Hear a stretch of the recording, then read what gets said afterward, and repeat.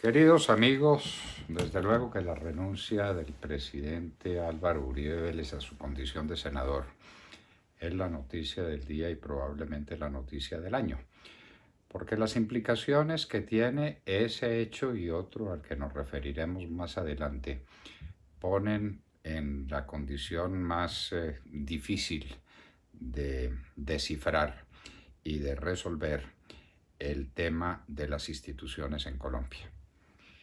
La condición de aforado se da al que tiene fuero.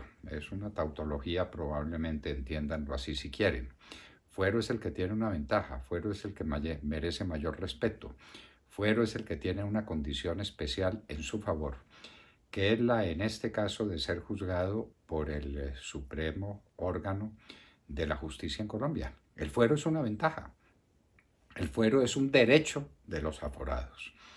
Pero resulta que el presidente tiene que renunciar a su condición de senador precisamente para no tener fuero. Ese es un caso que no tiene antecedentes en la historia y que uno dice esto es un contrasentido. ¿Cómo el que tiene el fuero renuncia al fuero? Más bien sería lo contrario, el que no tiene fuero tratar de demostrar que lo tiene por alguna razón o por alguna circunstancia que no está siendo suficientemente advertida. Pero es que lo que está pasando con el presidente Uribe es de una gravedad infinita. El presidente Uribe no tiene una prueba, sino que tiene multitud de pruebas de la manera como la Corte Suprema de Justicia se ha convertido de juez en su persecutor político. La Corte Suprema de Justicia, en otras palabras dicho, está prevaricando. ¿Quién es el que prevarica? El que incumple ostensiblemente los deberes de su cargo. La Corte es una Corte prevaricadora. Es prevaricadora en la medida en que mantiene un proceso de espaldas al sindicado. La primera condición de un proceso es la de la publicidad frente a la persona que recibe el embate de la justicia porque lo está acusando. Al presidente Uribe se le negó ese derecho y se le negó durante meses, durante los cuales inclusive decía: yo sé que me están adelantando una investigación, tengo derecho a ser escuchado, escúchenme. Se le negaba ese derecho. Eso es absolutamente irritante, desconcertante, pero era que mientras tanto la Corte buscaba pruebas en contra del presidente, inclusive de manera criminal. Lo dicho y lo hecho por el señor Barceló y por los demás magistrados que lo acompañaron en esa decisión, al interceptar criminalmente las comunicaciones personales del presidente Uribe sin que hubiera juicio ninguno en su contra, sin que se hubiera decretado la prueba, constituyen un delito. Eso cualquiera lo sabe y cualquiera lo entiende, el más elemental, y no se necesita el más eximio jurista para llegar a esa conclusión.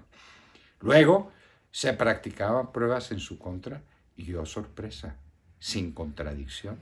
El primer elemento de una prueba, y cualquiera lo va a entender, es la contradicción de la prueba por parte de la persona contra quien la prueba funciona.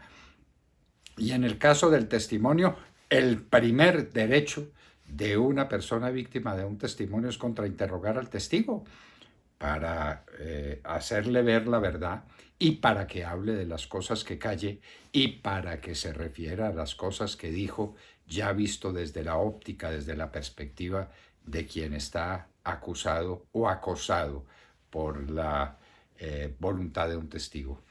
La Corte ha cometido todos los ilícitos, ha incurrido en todos los desvaríos, se ha convertido en un persecutor político de Álvaro Uribe Vélez, desde luego no por su cuenta. Eso obedece a una conspiración mucho más vasta y mucho más amplia, que es la de quitarle a la derecha su líder natural, el hombre más importante en la política colombiana en los 100 años anteriores, y quitárselo de manera radical, porque hemos dicho varias veces que al presidente no lo podemos dejar enterrado en el ubérrimo y que lo tenemos que rescatar a través de declaraciones y a través de manifestaciones que él le haga a la opinión pública. Pero ese no es el presidente. El presidente Uribe es un andariego de la política, como acabamos de decir varias veces. El presidente Uribe habla con la gente, conversa con la gente, la oye, la escucha y le explica sus razones. El presidente Uribe nunca se está quieto en un proceso, en una campaña, ni siendo presidente ni siendo gobernador. El presidente Uribe quiere estar con las personas, necesita estar con ellas y esa es su manera de hacer la política. Todos lo sabemos. Metido allá en el ubérrimo, en las condiciones que se quieran darle y con la cercanía de los medios de comunicación que se quieran acordar de la existencia del presidente Uribe, es un secuestrado, es un preso por la Corte en la medida en que la Corte no tiene imparcialidad suficiente para juzgarlo. Y lo que viene, queridos amigos, es dramático, porque el presidente ha renunciado a su condición de senador.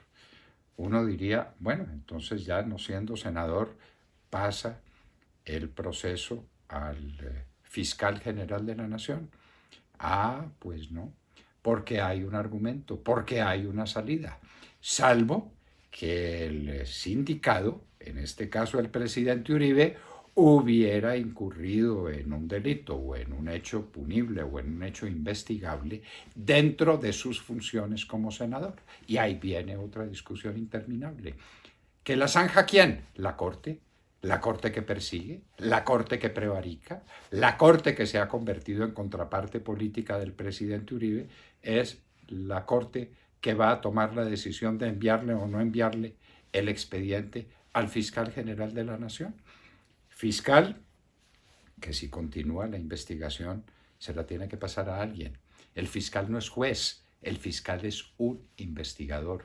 Y ese juez va a ser, de alguna manera, por el camino que ustedes quieran, subalterno de la Corte Suprema de Justicia, porque el juez depende de un tribunal y el tribunal depende de la Corte Suprema de Justicia. De manera, queridos amigos, que lo que estamos es en una situación que no tiene solución posible. No tiene solución posible en la medida en que la Corte no es el juez de Álvaro Uribe, es su contraparte. Y en la medida en que es parte de una conspiración mucho más vasta para dejar a la derecha sin representación, para dejarle huérfana de su soporte y de su líder natural y para darle todo el espacio al comunismo izquierdista que es el que se quiere tomar a Colombia. Esta es una conspiración de la izquierda más radical con el compromiso siempre positivo y siempre muy grato para ellos de los idiotas útiles, que son una parte esencial en el mecanismo diabólico del comunismo, como lo han dicho desde Lenin hasta nuestro tiempo todos los partidos comunistas, que nunca fueron mayoría, sino que supieron aprovecharla utilizando nada menos que ese factor fundamental, el de los idiotas útiles.